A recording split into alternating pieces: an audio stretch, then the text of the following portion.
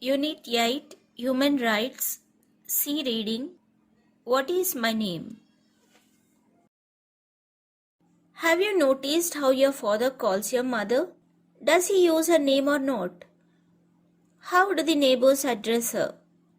Does anyone address her by name? What about your grandmother? In this story, P. Satyavati describes how a woman forgets her own name since no one addresses her by name. How does a woman gain her identity? By name? By marriage? By motherhood? By education? By profession?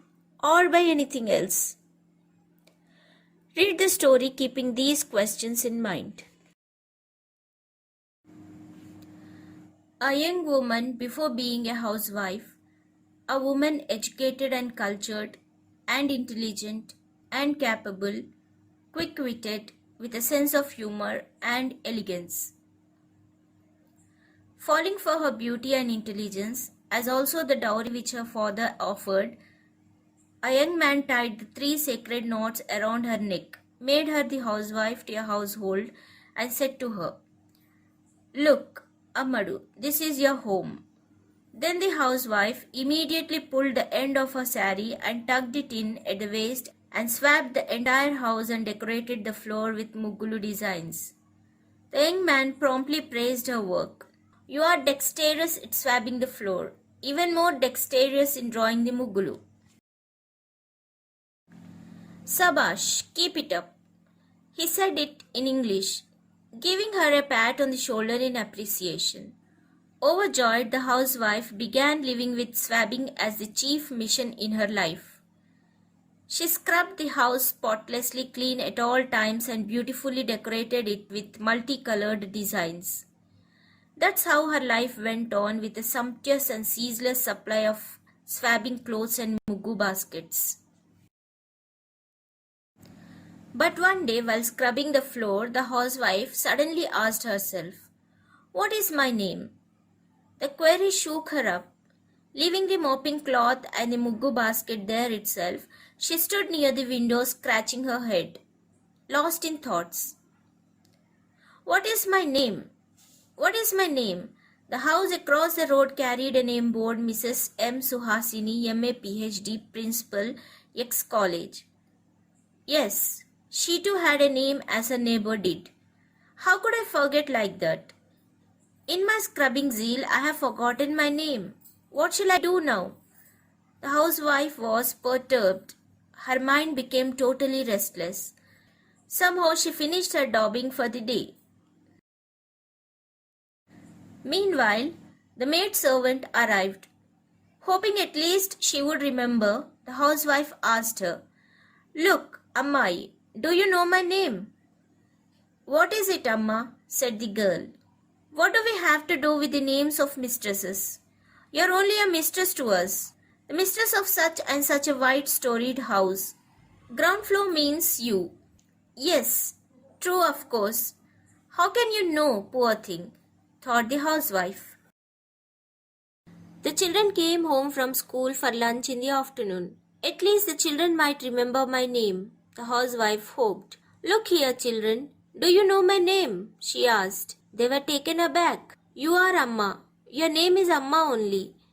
Ever since we were born, we have known only this. The letters that come are only in father's name. Because everyone calls him by his name, we know his name. You never told us your name. You don't even get letters addressed to your name." The children said plainly, "Yes. Who will write letters to me?" "Father and mother are there, but they only make phone calls once in a month or two. Even my sisters are immersed in swabbing their houses. Even if they met me in some marriage or kumkum ceremony, they chatted away their time talking about new mugulu or new dishes to cook. But no letters." The housewife was disappointed and grew more restless. The urge to know her own name somehow or other grew stronger in her. Now, a neighbor came to invite her to a kumkum ceremony. The housewife asked her neighbor, hoping at least she would remember her name. Giggling, the lady said, "Somehow or other, I haven't asked your name, nor have you told me. Right-hand side, white storied house, Or there she is, that pharmaceutical company manager's wife. If not that, that fair and tall lady.